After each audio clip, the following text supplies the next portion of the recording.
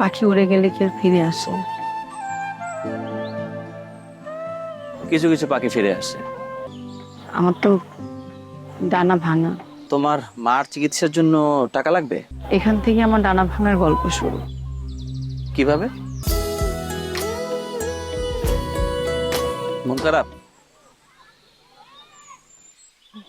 হ্যাঁ, আমি চলে যাব তাই?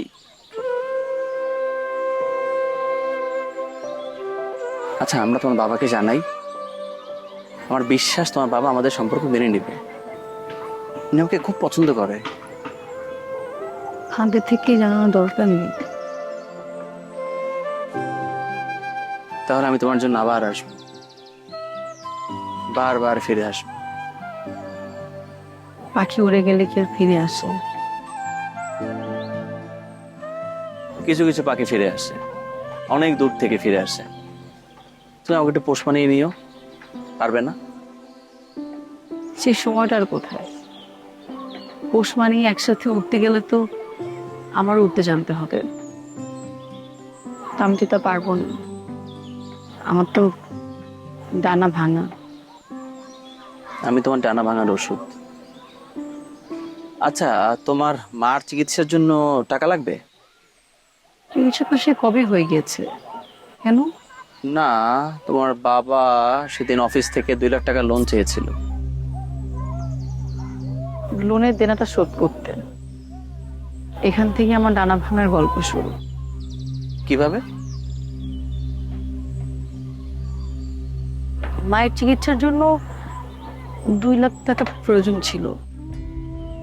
মা সেই টাকাটা নিয়েছে এক মাস্তানের থেকে। আমাদের এলাকার বড় একজন মাস্তান, রুবেল মাস্তান। শর্ত একটাই ছিল,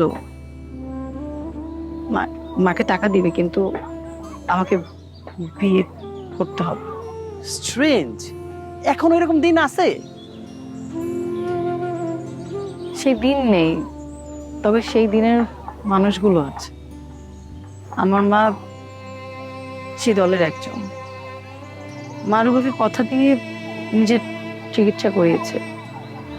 এখন মা আমাকে মানসিকভাবে খুব চাপ দিচ্ছে। আমি তো বাসা জানিয়ে দিয়েছি, আমাকে কেটে ভাসিয়ে ফেললো, রুবেলকে বিয়ে করবো না। অবশ্যই তুমি কোনোভাবেই এই বিয়েতে রাজি হবে না। কিন্তু রুবেল খুব অত্যাচার করছে। একাধিক মার্ডার কেসের আসামি সে। প্রতিদিন পুলিশ তাকে খুঁজে বেড়ায়। এমন একটা মানুষের সাথে আমি কিভাবে থাকবো? আচ্ছা, তাহলে সমস্যা তো 2 লাখ টাকার। 2 লাখ টাকা আমি দিয়ে দিই।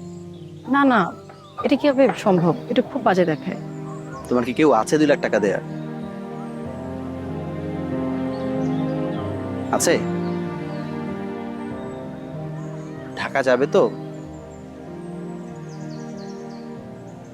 তাহলে আমি যে সিদ্ধান্ত নিয়েছি সেটাই ফাইনাল। এবার একটু হাসো, একটু হাসো, হাসো। এই তো, দেখছো হাসতে তোমার কত সুন্দর লাগে।